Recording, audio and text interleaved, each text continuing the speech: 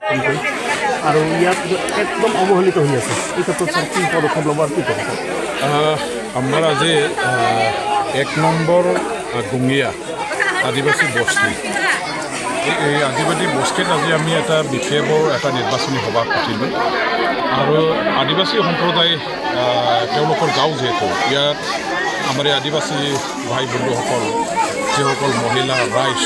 আমাৰ ডেকা গাভৰু তেখেতসকলে দলে বলে আহি পেলাই মিটিংখনত উপস্থিত থাকিলে আৰু যোৱা দিনবিলাকত তেখেতসকলে আমাৰ ফালৰ পৰা আঁতৰি আছিলে তেওঁলোকে ৰুলিং দল UPPLৰ লগত আছিল এই মুহূৰ্তত MP ইলেকশ্যনৰ আগে আগে আমি যিটো মিটিং থাকিবৰ কাৰণে এই গাঁওখনৰ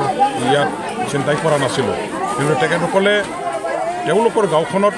মিটিং পাতিবৰ কাৰণে আমালৈ নিমন্ত্ৰণ জনালে আৰু এই হিচাপে আজি মিটিংখন পাতিছোঁ আৰু অহাৰ লগে লগে যেনেকুৱা ধৰণৰ তেওঁলোকে সঁহাৰি আগবঢ়ালে আৰু এই গাঁওখনৰ সমূহ ৰাইজে UPPL আজি সমূহীয়াভাৱে ত্যাগ কৰি পেলাই গোটেইখিনি গাঁৱৰ ৰাইজে BPF দলত যোগদান কৰিলে এইটো আমাৰ কাৰণে এটা ডাঙৰ এচিভমেণ্ট আমাৰ কাৰণে আনন্দৰ এটা সংবাদ আমি ৰাজনৈতিকভাৱে এটা শক্তিশালী এটা ভেটি আমাৰ এই 1 নং গঙিয়া আদিবাসী গাঁওখনত আজি প্ৰতিষ্ঠা কৰিব পাৰিছোঁ তেখেতসকলে এটা সংকল্প লৈছে যে আগন্তুক MP ইলেকশ্যনত আমি BPFৰ প্ৰাৰ্থীজনক জিকাবৰ কাৰণে একেলগে নাঙৰ পাৰ্টীৰ লগত কাম কৰিম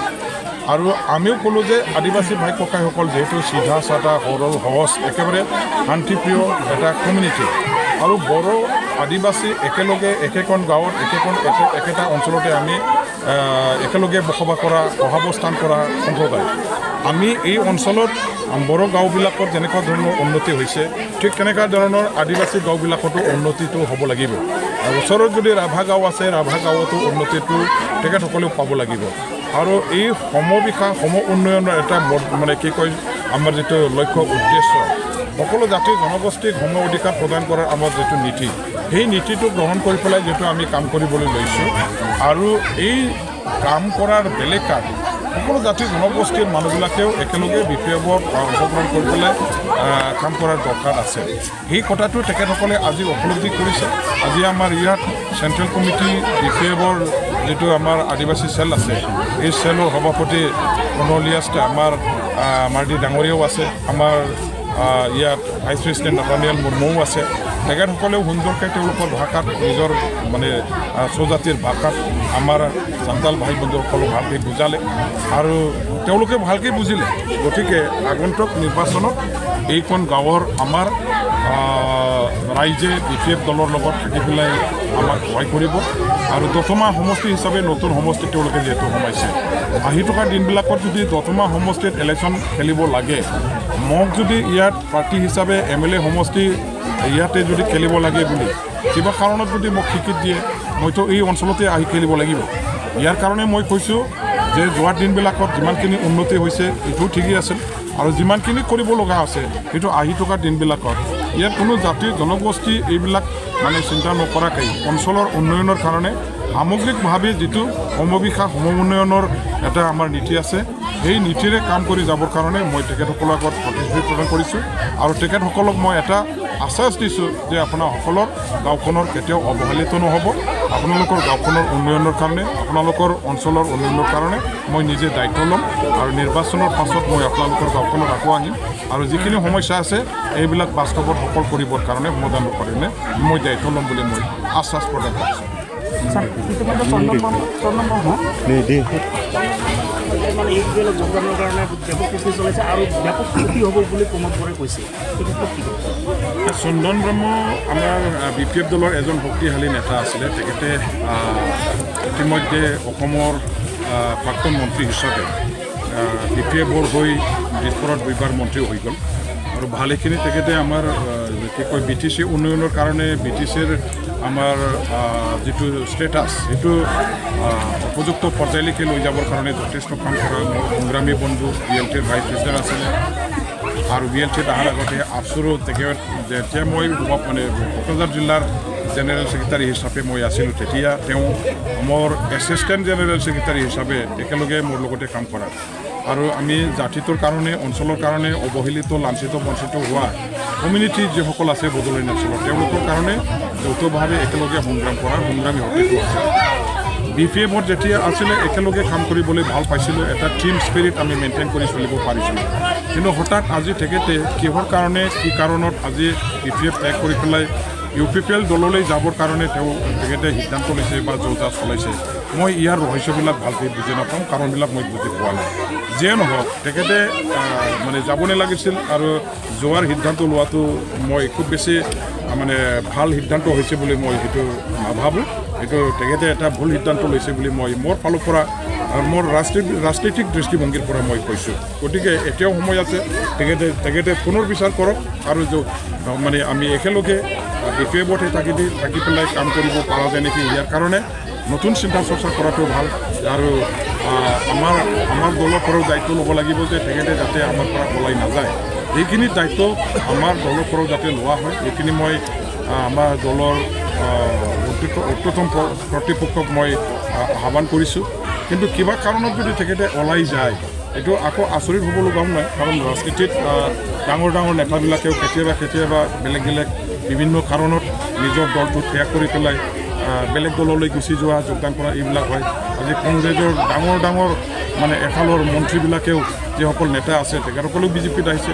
BJPৰ ডাঙৰ নেতা মন্ত্ৰী হোৱাবিলাকেও কংগ্ৰেছলৈ গৈছে। আৰু আজি অসমত চাওক আপোনালোকে, কংগ্ৰেছৰে ডাঙৰ MLA হোৱা, 3-4 4বাৰকৈ MLA হোৱা, মন্ত্ৰী হোৱা মানুহবিলাকেও আজি BJPত যোগদান কৰিছে, BJPৰ পৰাও কংগ্ৰেছলৈ গৈছে। এইবিলাক ৰাজনৈতিক দলত অহা যোৱাটো চলে আৰু ইয়াৰ দ্বাৰা দি মানে দলৰ খুব ক্ষতি হ'ব বুলি কোনোবাই যদি মানে ভাবিও, এইবিলাক ক্ষতি নহয়, এইবিলাক আৰু মানে দলৰ কাৰণে একো ক্ষতি নহয়। দলে ইয়াৰ কাৰণে কেনেকৈ মেকআপ কৰি কাম কৰিব লাগে, নিশ্চয় ইয়াৰ ব্যৱস্থা ল'ব, পলিচি ল'ব। আৰু মই ভাবোঁ আমাৰ BPF দলৰ লগত চন্দন ব্ৰহ্মই আকৌ একেলগে থাকি পেলাই কাম কৰাটো ভাল, মই তেখেতক আহ্বান জনাইছোঁ। Sir, FC R UPPL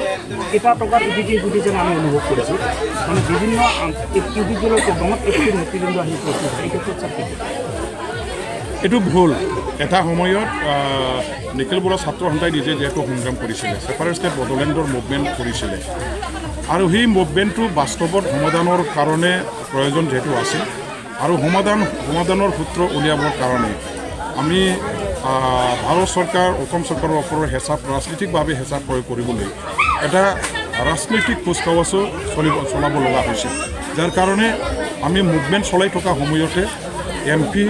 MLA এইবিলাক প্ৰত্যেকবাৰ নিৰ্বাচনতে অংশগ্ৰহণ কৰি পেলাই আমাৰ ফালৰ পৰাই নিৰ্দলীয়ভাৱে আমি প্ৰাৰ্থীবিলাকক জিকাই দি পেলাই তেখেতসকলক দিল্লী, দিছপুৰৰ সংসদত আৰু বিধানসভাৰ মজিয়াত আমাৰ ছেপাৰেট ষ্টেট মুভমেণ্টৰ সমাধানৰ কাৰণে কাম কৰিবলৈ দায়িত্ব দিছিল। এই মৰ্মে তেওঁলোকেও যথেষ্ট ছিষ্টেমত থাকি পেলাই সংগ্ৰামটো কৰিছিলে, পাৰ্লামেণ্টাৰী ছিষ্টেমত থাকি জোৰদাৰভাৱে আৱাজ উত্থাপন কৰিছিল, ভাৰত চৰকাৰ, অসম চৰকাৰৰ প্ৰেছাৰ ক্ৰিয়েট কৰিছিল। আমাৰ আন্দোলন আৰু তেওঁলোকৰ ছিষ্টেমত থাকি কৰা আন্দোলনৰ সহযোগতে আজি BSc হৈ গ'ল, BTC হৈ গ'ল। এইবিলাক এটা আমাৰ যৌথভাৱে সৰ্বসন্মতিক্ৰমে লোৱা এটা সিদ্ধান্ত আছিল, আৰু সেই সময়ত ইয়াৰ কাৰণে আপচু খোলাখুলিকৈ ওলাই একেলগে কাম কৰিছিল। আমাৰ আপচুৰ লগত BPSC, আবব দুব্বা বড়োসকলৰ যিমান সংগ্ৰামী সংগঠন আছে, BLTৰ পৰা আৰম্ভ কৰি তেওঁলোকে যেতিয়া চিজফায়াৰত আহিছিল, একেলগে আমি MLA MP জিকাবৰ কাৰণে ইলেকশ্যনবিলাকত অংশগ্ৰহণ কৰিছিলোঁ। কিন্তু এতিয়া যিহেতু বড়োসকলৰ মাজত কোনো ছেপাৰেট ষ্টেটৰ মুভমেণ্ট নাই, কোনো ইছ্যু নাই, সমস্যা নাই, এতিয়া সমাধান হৈ গ'ল। এতিয়া ৰাজনৈতিক নেতাবিলাকৰ হাতত এৰি দিয়ক। ৰাজনৈতিক নেতাবিলাকে ছিষ্টেমত থাকি পেলাই তেখেতসকলে ৰাজনৈতিকভাৱে প্ৰশাসন চলাব, তেখেতসকলে ৰাজনৈতিকভাৱে একৰ্ডৰ ইমপ্লিমেণ্টেশ্যনৰ প্ৰক্ৰিয়া আৰম্ভ কৰিব। ইয়াত এতিয়া নিখিল বড়ো ছাত্ৰ সন্থাই অৰাজনৈতিক ছাত্ৰ সংগঠন হিচাপে, সামাজিক সংগঠন হিচাপে জাতি, সমাজ আৰু আমাৰ ছাত্ৰ ছাত্ৰীসকলৰ যিবিলাক সমস্যা আছে, সামাজিক সমস্যা আছে, জাতীয় সমস্যা আছে, এই সমস্যাবিলাকৰ কাৰণে সুকীয়াভাৱে তেখেতসকলে স্বতন্ত্ৰভাৱে কাম কৰক। আপচুত ইয়াত আপোনালোকে ভাবিব লাগিব যে আমি BPF কৰা ফেমিলিৰ পৰাও আপচু আছোঁ, কোনোবা CPM CPI কৰাবিলাকৰ পৰাও আপচু আছে, UPPL কৰাবিলাকৰ পৰাও আপচু আছে। আজি বিশেষ এটা ৰাজনৈতিক দলৰ লগত যদি আপচুৱে থাকি পেলাই কাম কৰে, তেনেহ'লে বড়ো জাতিৰ মাজতে বিভিন্ন দল সংগঠন কৰা সমূহে আপচুত থাকি পেলাই কাম কৰা বা আপচুক সমৰ্থন কৰাৰ বেলেগাত নিশ্চয় ব্যাঘাত জন্মিব, অসুবিধা হ'ব। গতিকে আপচুটো এনি কাইণ্ড অফ পলিটিকেল ইনফ্লুৱেঞ্চৰ পৰা ফ্ৰী কৰি পেলাই স্বতন্ত্ৰভাৱে তেওঁলোকে কাম কৰাটো উচিত। ৰাজনৈতিক দল আৰু সংগঠনসমূহৰ পৰা দূৰত থাকি পেলাই কাম কৰাটো উচিত, কিয়নো এতিয়া আন্দোলনো নাই, ছেপাৰেট ষ্টেট মুভমেণ্টো নাই, এতিয়া ইছ্যু নাই, আৰু ইছ্যু বেছি এইটো পলিটিক্স এতিয়া কৰিব লগা নাই ইয়াত পাৱাৰৰ পলিটিক্স চলিছে পাৱাৰ পলিটিক্সত জড়িত হ'লে কিন্তু তেখেতসকলে ভাবা উচিত যে পাৱাৰ পলিটিক্সত অহাৰ লগে লগে তেওঁলোকেও কণ্ট্ৰভাৰ্চিয়েল আৰু এই কণ্ট্ৰভাৰ্চিৰ যেতিয়া মানে ইয়াত সৃষ্টি হ'ব তেতিয়া তেওঁলোকৰ সংগঠনৰ মাজতো সমস্যা আহিব পাৰে আৰু এই সমস্যা আহি পেলাই সংগঠনটো দুৰ্বল হৈ যোৱাটো মই নিবিচাৰোঁ গতিকে তেখেতসকলক মই আহ্বান কৰিছোঁ তেওঁলোকে ৰাজনীতিৰ পৰা মানে আঁতৰি থাকক দূৰত থাকক ৰাজনৈতিক ব্যৱস্থাত ৰাজনৈতিকভাৱে প্ৰশাসন চলোৱা ইয়াৰ কাৰণে ৰাজনৈতিক দল আছে সংগঠন আছে ৰাজনীতিক নেতাসকল আছে তেখেতসকলক সম্পূৰ্ণভাৱে এৰি দিয়ক